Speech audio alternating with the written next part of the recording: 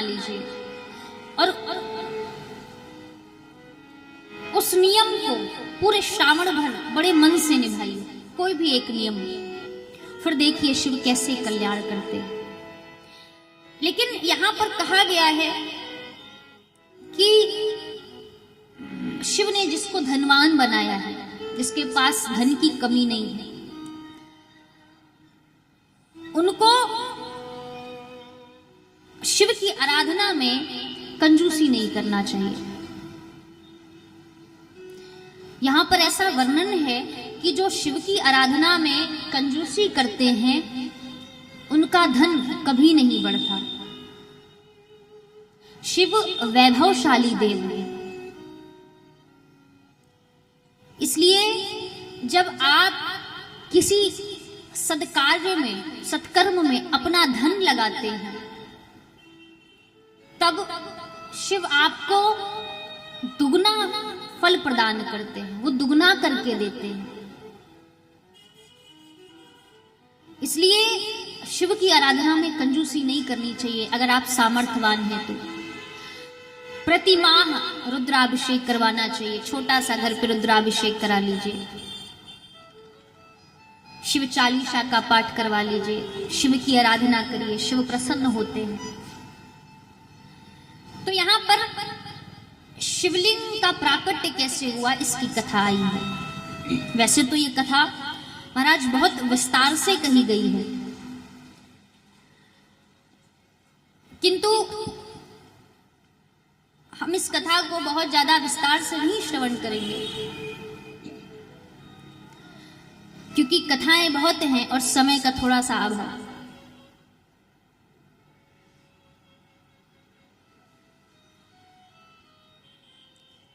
एक बार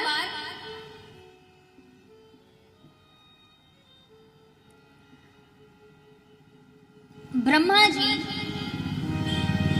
क्षीर सागर में पहुंचे, जहां भगवान नारायण शेष की शैया पर विराजमान थे। ब्रह्मा जी आए।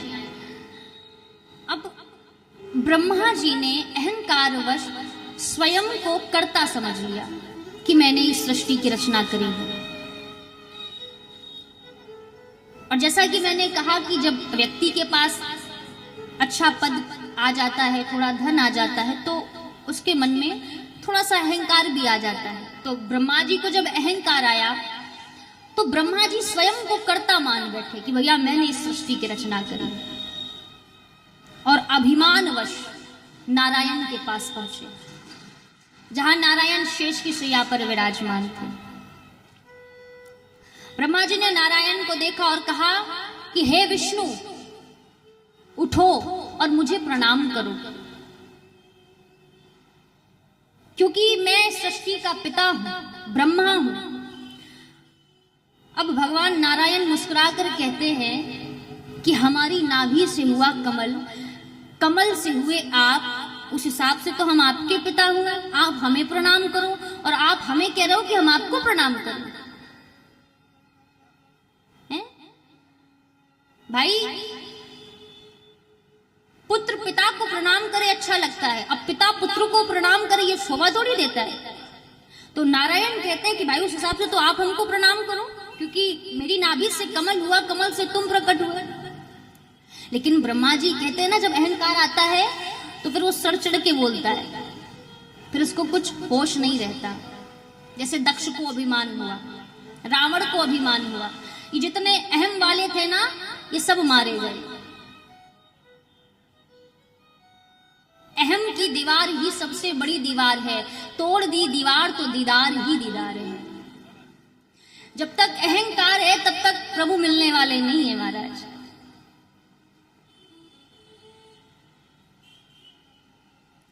और जिस दिन अहंकार को त्याग दोगे उस दिन भगवान आपके समक्ष होंगे।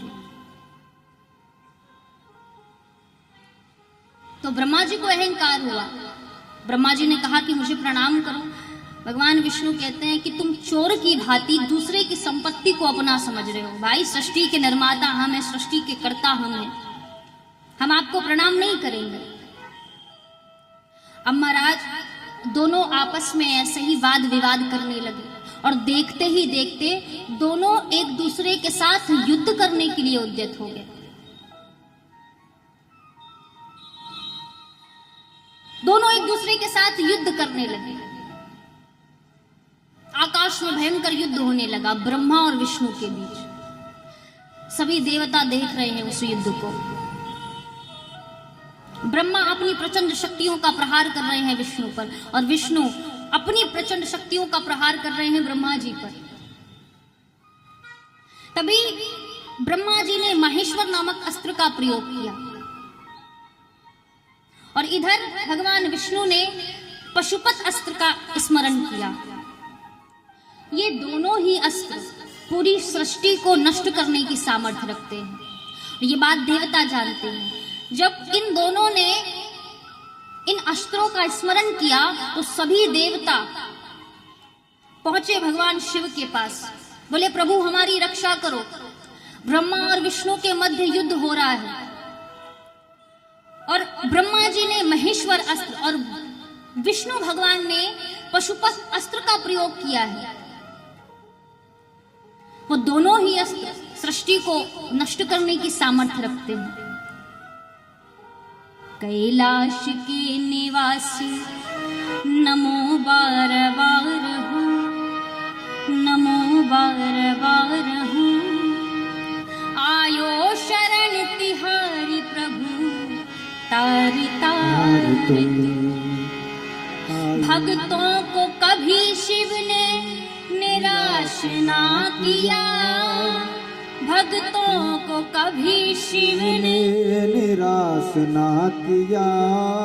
मांगा जिन्हें जो चाहा वरदान दे दिया। बड़ा है तेरा दायरा बड़ा दातार तू, बड़ा है तेरा दायरा बड़ा दातार तू। आयो शरण तिहारी भोला तार तार तू। सभी देवता पहुंचे कि प्रभु हमारी रक्षा करिए। तब भगवान शिव एक विशाल अग्निमय स्तंभ के रूप में ब्रह्मा और विष्णु के मध्य प्रकट होते हैं। भयंकर अनंत विशाल अग्निमय स्तंभ जिसका कोई आदि और अंत नहीं। अब ब्रह्मा और विष्णु ने जैसे ही देखा कि हमारे मध्य ये अग्निमय स्तंभ कहां से प्रकट हो गया, ये तीसरा कौन आ गया हमारे युद्ध में। अब उसको ऊपर से नीचे तक देख रहे हैं, उसका ना कोई अंत दिख रहा ना कोई प्रारंभ दिख रहा। वो दोनों अस्त्र उस अग्निमय तेज में समाहित हुए और शांत हो गए। लेकिन ब्रह्मा और विष्णु हैरान हैं कि ये कौन है जो हमारे मध्य प्रकट हो गया। तब ब्रह्मा जी ने कहा, देखो एक काम करते हैं, हम दोनों ही इसके आदि अंत का पता लगाते हैं। तो विष्णु जी कहते, भैया इसमें हमारा क्या लाभ होगा। बोले, जिसने इस अग्निमय स्तंभ के आदि अंत का पता लगा लिया वही श्रेष्ठ माना जाएगा। विष्णु भगवान कहते, ठीक है। अब ब्रह्मा जी ने हंस का रूप बनाया, विष्णु जी ने गरुड़ का रूप बनाया। ब्रह्मा जी आकाश की ओर उड़ने लगे और विष्णु भगवान पाताल की ओर पहुंच गए, उसके अंत का पता लगाने। ब्रह्मा जी उसके आदि का पता लगाने के लिए पहुंच गए। अब इधर विष्णु भगवान जितना खोदते जा रहे हैं, जितना खोदते जा रहे हैं, वो अग्निमय स्तंभ उतना ही उनको नीचे मिलता जा रहा है, उसका अंत ही नहीं मिल रहा है। अब विष्णु जी परेशान हो गए, बोले भैया इसका तो कोई अंत ही नहीं है। थक हार कर वापस युद्ध भूमि में आ गए। इधर ब्रह्मा जी उड़ते जा रहे हैं, आकाश की तरफ उड़ते जा रहे हैं, उड़ते जा रहे हैं, और जितना उड़ रहे हैं महाराज उतना ही वो स्तंभ उनको मिलता जा रहा है। ब्रह्मा जी ने विचार किया कि क्या करूं, कैसे मैं महान बनूं, कैसे मैं श्रेष्ठ बनूं, कैसे मैं बड़ा बनूं। मुझे कोई तो ऐसा मिले जो विष्णु के समक्ष जाकर ये कह दे कि मैंने यानी ब्रह्मा ने इस अग्नि स्तंभ के आदि अंत का पता लगा लिया है।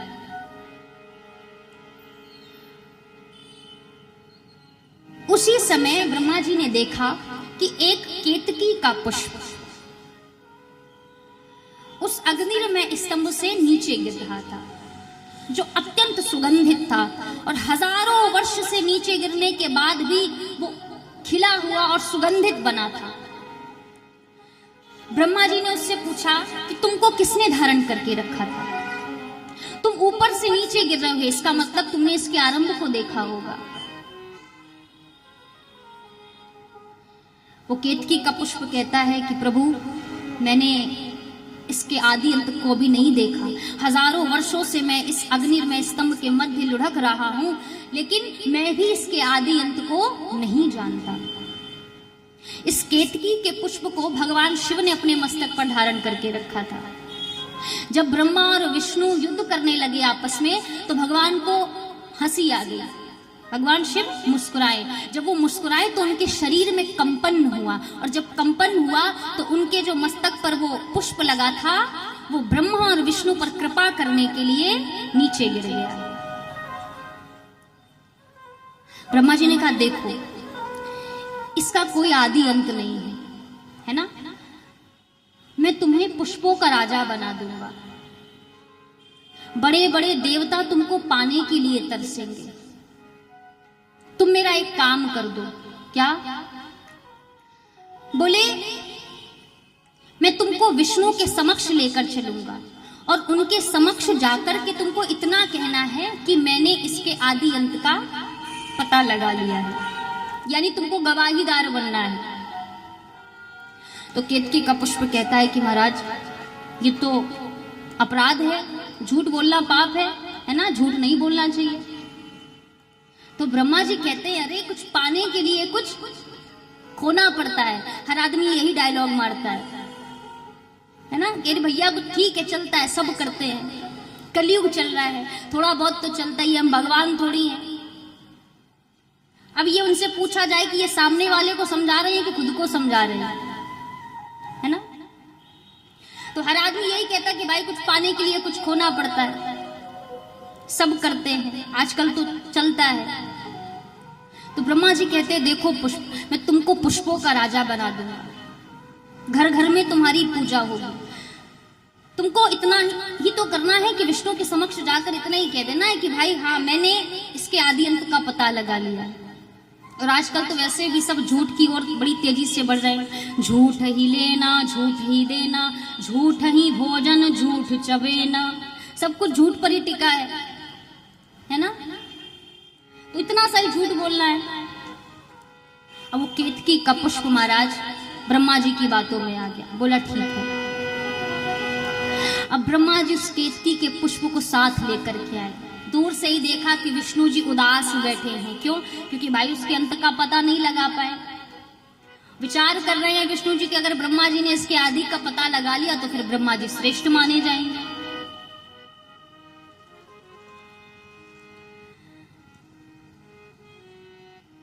ब्रह्मा जी केतकी के पुष्प को लेकर के आए और कहा, ए विष्णु, तुम्हें पता है मैं अभी अभी इस अग्नि स्तंभ के आदि अंत को देख कर आ रहा हूं, मैंने पता लगा लिया। और अगर नहीं मानते हो तो मैं अपने साथ एक गवाहीदार भी लेकर के आया हूं। ये केतकी का पुष्प साक्षात इसने देखा है। विष्णु जी ने केतकी के पुष्प की तरफ देखा। केतकी का पुष्प कहता है, हाँ प्रभु, मेरे सामने ब्रह्मा जी ने देखा है इसके आदि को।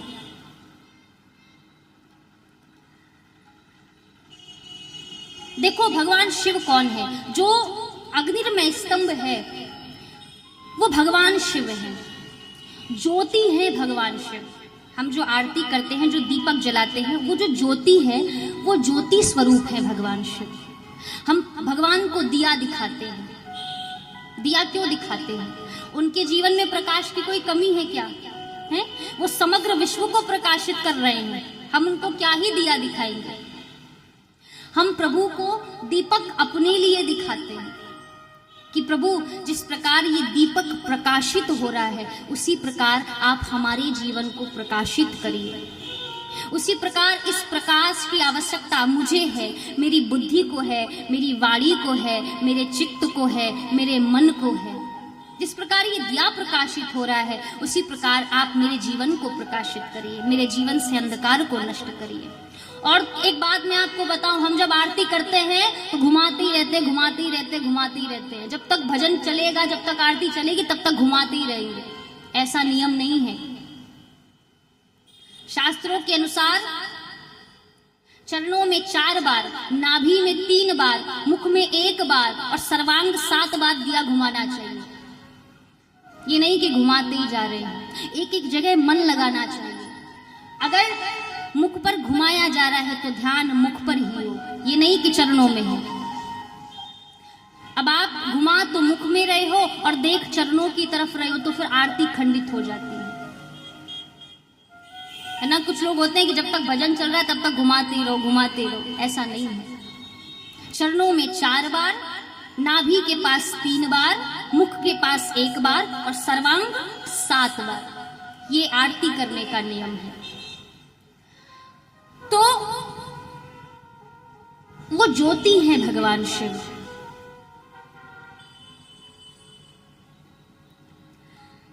तो ब्रह्मा जी ने कहा कि भैया मैंने तो इसके आदि अंत का पता लगा लिया है। विष्णु जी ने देखा, विष्णु जी वैसे भी दयावान हैं, करुणा के सागर हैं। विष्णु जी ब्रह्मा जी की बात मान ली, आरती की थाली लेकर के आए, ब्रह्मा जी का पूजन करने लगे। जैसे ही ब्रह्मा जी की आरती करने के लिए उठे वैसे ही महाराज उस अग्निर्मय स्तंभ से भगवान शिव प्रकट हो गए कपटी ब्रह्मा को दंड देने के लिए।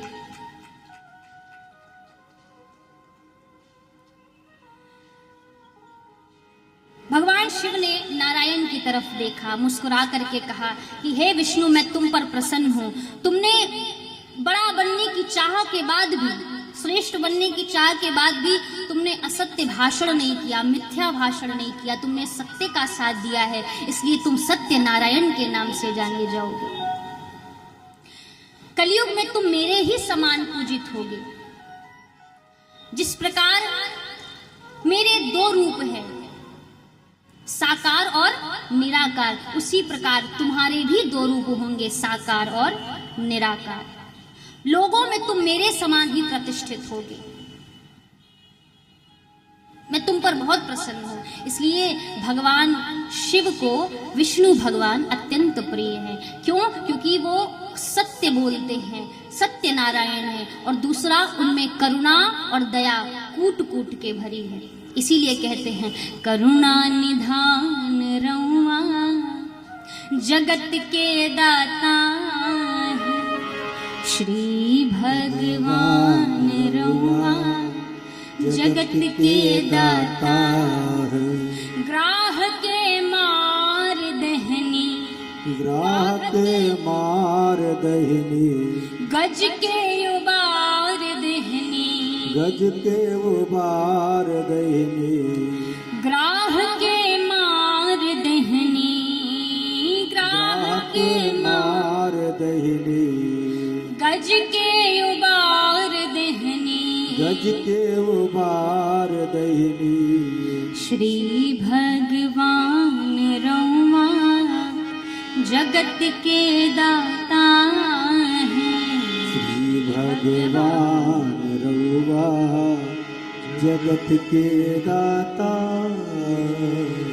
करुणा निधान रउआ जगत के दाता हैं। करुणा निधान रउआ जगत के दाता। तो भगवान नारायण करुणा के सागर हैं, इसलिए भगवान शिव को अत्यंत प्रिय है। ये दोनों ही एक दूसरे के पूरक हैं। भगवान शिव नारायण के आराध्य है और नारायण भगवान शिव के आराध्य है। भगवान विष्णु का एक अवतार हुआ हरिहर, जिसमें नारायण भी है और भगवान शिव भी है, क्योंकि दोनों एक दूसरे के पूरक हैं।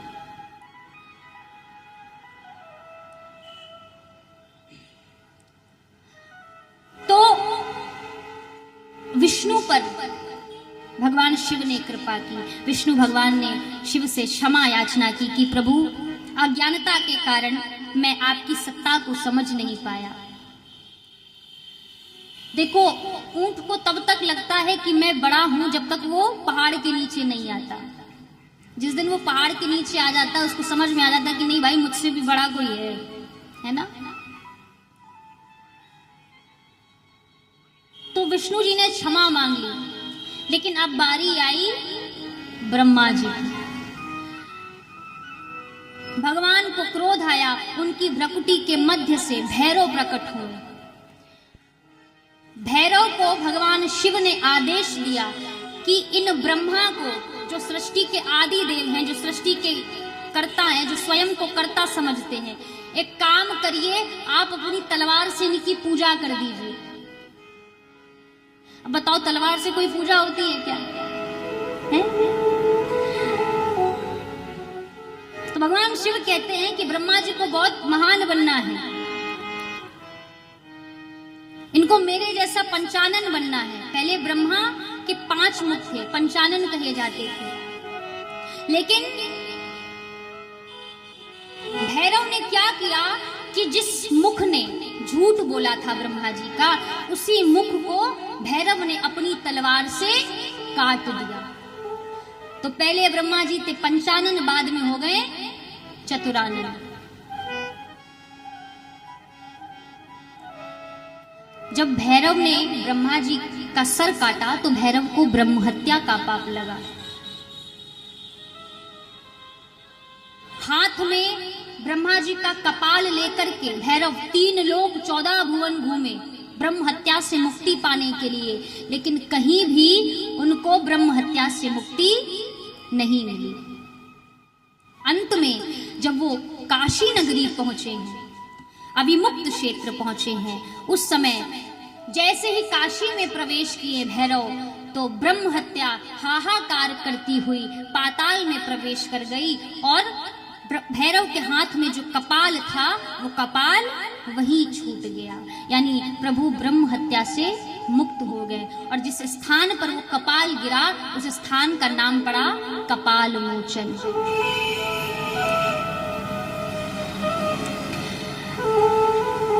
तो महाराज, काशी को कहते हैं मुक्ति का क्षेत्र। काशी भगवान को अत्यंत प्रिय है।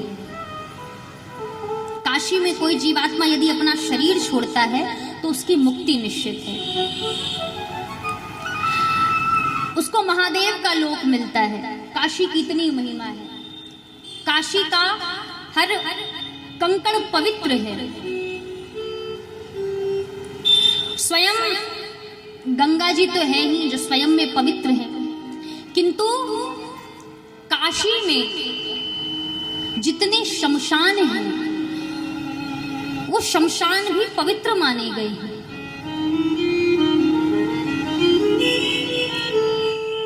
जहां चिताएं निरंतर अनवरत जलती रहती हैं, जहां शमशान कभी खाली नहीं रहता, इसके बाद भी काशी को सर्वाधिक पवित्र माना गया है। ऐसी है काशी नगरी। क्यों? क्योंकि वहां पर कालों के काल महाकाल विराजमान है। ऐसा माना जाता है कि पूरी सृष्टि नष्ट हो सकती है, पूरी सृष्टि के खत्म होने के बाद भी काशी कभी नष्ट नहीं हो सकती। क्यों? क्योंकि भगवान शिव ने काशी को अपने त्रिशूल में धारण करके रखा है। ब्रह्मा के द्वारा बनाई हुई सृष्टि के भीतर काशी नहीं आती है। काशी क्षेत्र का निर्माण स्वयं भगवान शिव ने किया है, इसलिए काशी की विशेष महिमा है।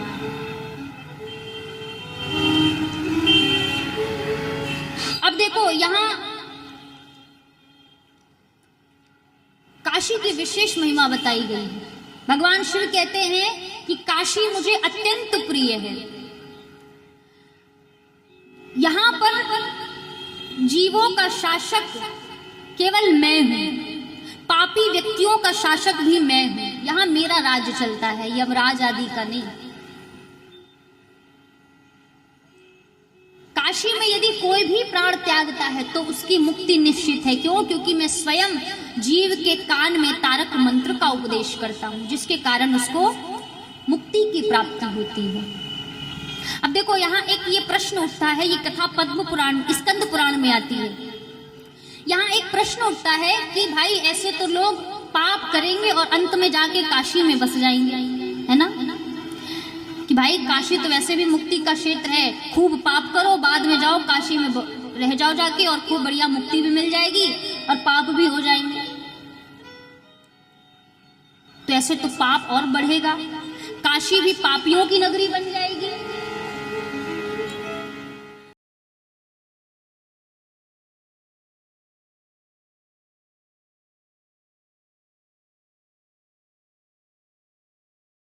आनंद टीवी से जुड़ने के लिए आप हमें व्हाट्सएप करें 9277395752 पर।